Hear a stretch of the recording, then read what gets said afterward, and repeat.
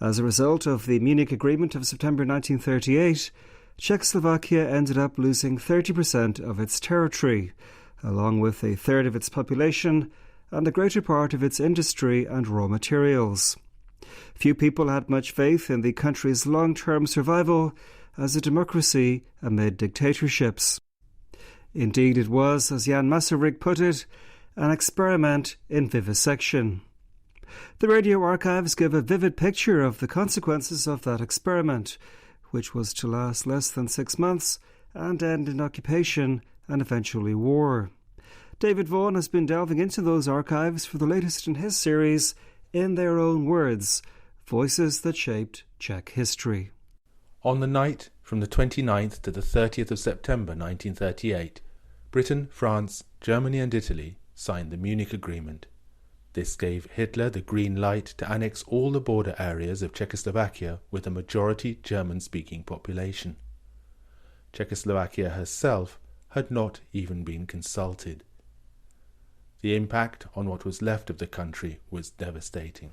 Občané, osudové chvíli státu a národa, žádám vás. The next day, on the 1st of October, members of the Czechoslovak government went on air to appeal for calm and explain why they felt that the country could not have resisted Germany with Soviet Russia as its only ally. Nepochybně bylo veliké sovětské Rusko ochotno jít do války. Avšak nehledě k One minister, Hugo Wawreczka, whose grandson Václav Havel was to become president half a century later, warned that if Czechoslovakia had chosen to resist, with Soviet support, there was even a chance that Britain and France would have changed sides completely, bolstering Hitler against the Soviet Union. Celá Evropa táhla proti Rusku a tím I proti nás. In retrospect, this seems extraordinary, but it was quite consistent with the logic of the moment. The most moving recording from that day is of the Justice Minister, Ivan Derer.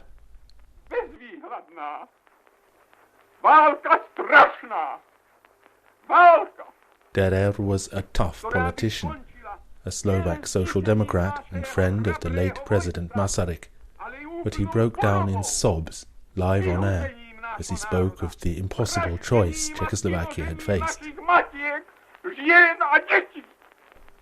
It is hard to imagine how deeply demoralizing the impact on listeners must have been. Most foreign correspondents left Prague immediately after Munich, believing Chamberlain's assurance of peace for our time, but a few stayed, to tell the story from the point of view of the country that had been sacrificed for that peace. One of them was the British journalist Jonathan Griffin. Here he is speaking on Czechoslovak radio 3 days later, on the 4th of October 1938. He is damning of the agreement that has just been signed. It is a treaty that will go down to history as the worst treaty of modern times.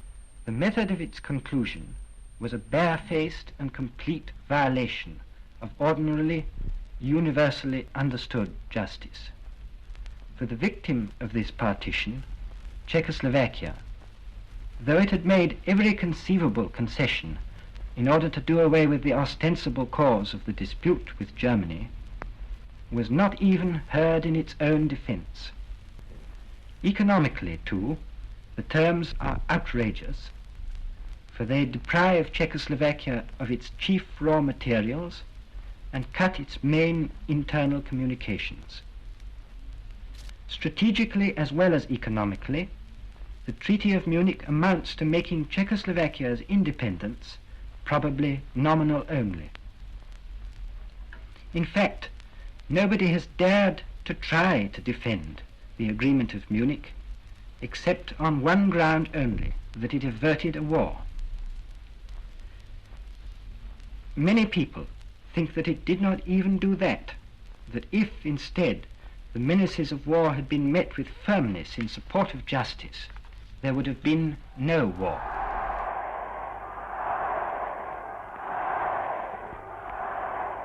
German troops rolled into the Czechoslovak borderlands immediately. and Hitler lost no time in following in their wake to address his new citizens. On this recording, he is in the South Moravian town of Znojmo, or Znaim in German, addressing an ecstatic crowd. I do not need to remind you that I made my decision about your future long ago, he says. Today I can tell you quite openly. At 8 o'clock on the morning of the 2nd of October, we would have marched across the border, come what may. Am 2. Oktober morgens, 8 Uhr wären wir hier einmarschiert, so oder so.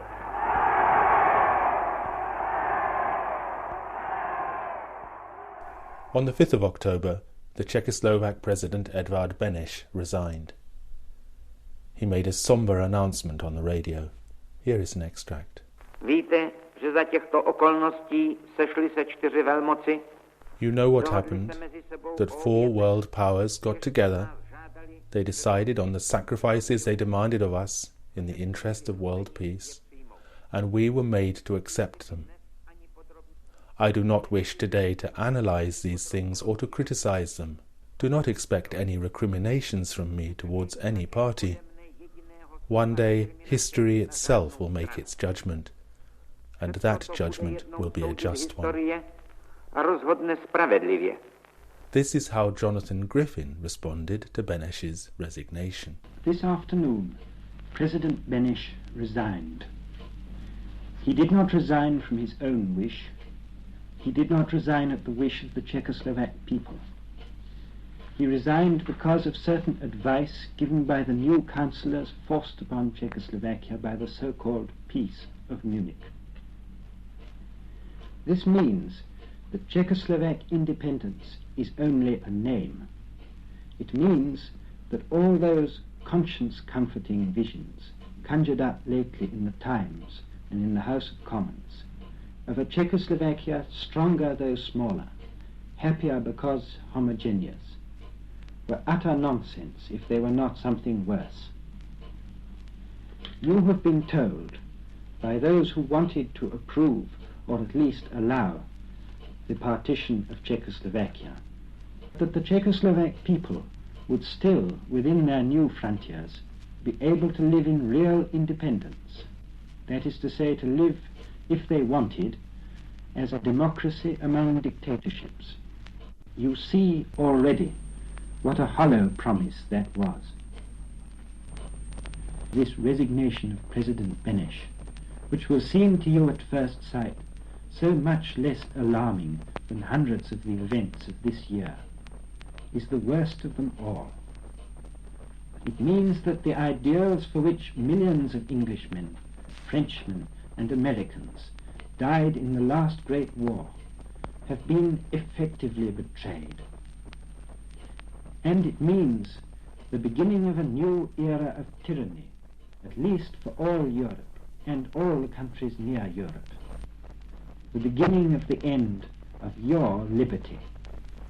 In the weeks that followed, the fine details of the new borders were settled, with Poland and Hungary, who at Munich had sided with Germany, also taking chunks of Czechoslovak territory. Czechoslovakia, diminished in size by her frontier territory, ceded to Germany, Hungary and Poland, has now her definite boundaries. The international broadcasts of Czechoslovak radio informed listeners of the developments. Almost 5 million inhabitants, and 10 million remain to her. She has lost about 30% of her territory, and has an area today of approximately 100,000 square kilometers.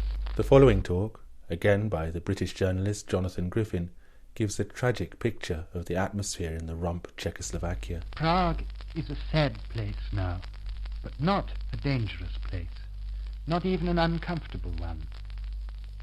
Food here is plentiful and good as usual.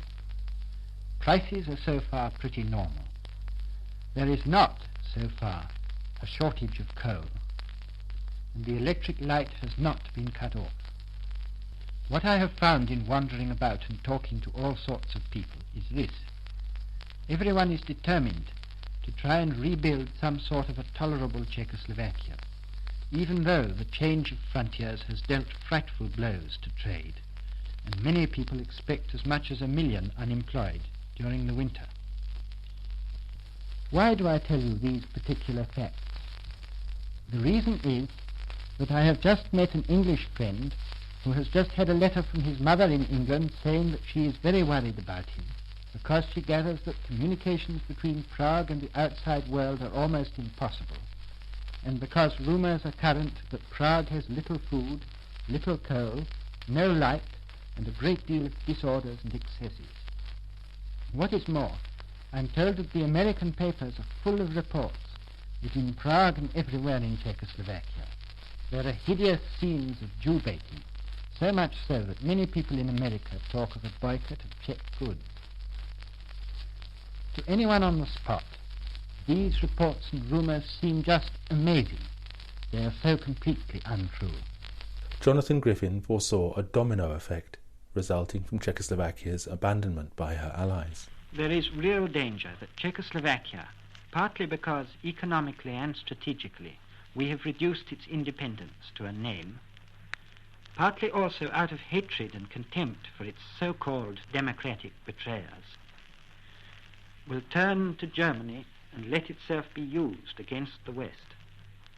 There is real danger also that country after country will go the same way, until there is in the whole of Europe neither the force nor the faith that could resist and halt the expansion of the regime of Dachau. This is a danger, but it is not a certainty. Here in Czechoslovakia there are two conflicting tendencies. Each is strong, and either may win. On the one hand, there is the hatred of the betrayers, the loss of faith not only in collective security, but in the whole philosophy of democracy taught by Masaryk and Beneš. Also a certain fear and resentment of the German and Jewish refugees, and so on. That is one tendency, and one hears it in many mouths. But on the other hand, the masses of the Czech people are sane, courageous, and fundamentally democratic. These democratic ideals are felt and understood deeply by the majority of the people and by all classes. Will they be untrue to them just because France and Great Britain have been untrue to them?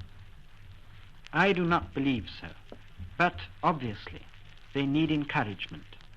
They need both a sign that they are not the only people faithful to democracy, and some real chance of winning genuine independence again. It is for you to give it to them, for your sake as well as theirs. The you Jonathan Griffin is referring to is his fellow countrymen in Britain. It was to be another 11 months before Britain was to answer that appeal, when it went to war in September 1939. Czechoslovakia's ambassador in London was Jan Masaryk, the son of Czechoslovakia's founder-president, Tomáš Garrigue Masaryk. Immediately after Munich, Jan Masaryk resigned, making his reasons only too clear. Solemn agreements are being disregarded without even an effort at a true explanation or justification. The League of Nations is laughed at with brazen cynicism. While armaments pile up higher than your tallest skyscrapers, unhappy Europe is asking, when, how, and who is the next? Jan Masaryk remained in London, and towards the end of 1938 he gave a number of talks on the American radio networks. My people, as you know, were ready to die for an ideal. Whether it was a wise readiness, I again must leave to history. But it was a glorious one. They were calm, determined, and not frightened. But European statesmen decreed otherwise. Our sacrifice was not needed or wanted, they said. We were subjected to what someone called the other day an experiment in vivisection. Masaryk continued with a plea to listeners to understand his country's plight. You will be seeing things happening in my little country, diametrically opposite to everything my father stood for, and I humbly but proudly stand for today. And I beg of you to understand it. My people were terribly hurt. They were suddenly told with very little ceremony that they must shut up and give up. Otherwise, it was a terrible otherwise. This is another job for the historian. I am not really complaining. I am just trying to explain in simple words what went on in the heart of the simple Czech and Slovak, man and woman, who trusted their allies and their friends, and quite suddenly found themselves alone, bereft and destitute in a blizzard of harshness. With the rump Czechoslovakia left at the mercy of Nazi Germany, people who happened to be Jewish felt increasingly uneasy. One of those helping people to get out of the country while borders were still open was the Englishman Nicholas Winton. In the months leading up to the outbreak of World War II, he saved 669 mostly Jewish children by getting them by train from Prague to Britain. I interviewed him in 2007 when he was a sprightly 98-year-old. Some of the people who arrived in Prague at that time were already 2 times refugees. I mean, they'd fled from Germany, from Hitler, in to Sudetenland, a sanctuary. And then they fled again for sanctuary from Sudetenland into Prague. And those that hadn't got friends or relatives were just put in Nissen huts. So things were pretty grim at that time. And the work that you were doing at that time was to try and get these people out of Czechoslovakia. You realized the peace for our time that Chamberlain had talked about was just temporary. Was it clear to you and to the people you spoke to in Czechoslovakia that this situation after Munich wasn't going to last? It was only clear insofar as that is what all my left-wing colleagues felt. When you map what Hitler did in marching through Europe up to the time of Sudetenland, and knowing what the position was at that time, you couldn't really feel that he was going to stop. I mean, why should he stop there when everything was working in his favour? It was fairly clear to us.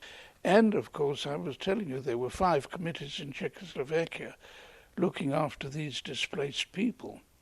Now, all of them, all these 5 committees, had lists of children where the parents had signed that they were willing to let their children go. Now, all those people wouldn't have wanted to let their children go unless they thought that something terrible was going to happen. Yes, because this was before even Hitler had marched into Prague in March 1939, wasn't it? Technically speaking, what remained of Czechoslovakia was still a free and democratic country, technically speaking, wasn't it? Yes, it was, yes. Oh, it was before Hitler marched into Czechoslovakia. By the beginning of 1939, it was clear that Czechoslovakia was not going to survive as a fragment of its former self. Germany was feeding secessionist sentiment in Slovakia, and Hitler was itching to march into Prague. On the 14th of March 1939, Slovakia unilaterally declared independence. Beneš's successor as Czechoslovak president, Emil Hácha, was summoned to Berlin. Details of his meeting with Hitler are sketchy, but it is clear that he was put under immense psychological pressure to accept a German occupation of what remained of Bohemia and Moravia. His radio announcement on his return to Prague is one of the saddest in Czech history. After a long conversation with the Reichschancellor, he said, and after considering the situation, I have decided to place forthwith the fate of the Czech nation and state with full confidence into the hands of the Führer of the German nation. That same day, German troops marched into Prague. Britain's Prime Minister Neville Chamberlain was unrepentant, as we hear in an after-dinner speech he gave 2 days later, on the 17th of March 1939. I have no need to defend my visits to Germany last autumn. For, ladies and gentlemen, what was the alternative? Nothing that we could have done, nothing that France could have done, or Russia could have done, could possibly have saved Czechoslovakia from invasion and destruction. And even if we had subsequently gone to war to punish Germany for her action, and if after the frightful losses which would have been inflicted upon all the partakers in that war, we had been victorious in the end, never could we have reconstructed Czechoslovakia as she was framed by the Treaty of Versailles.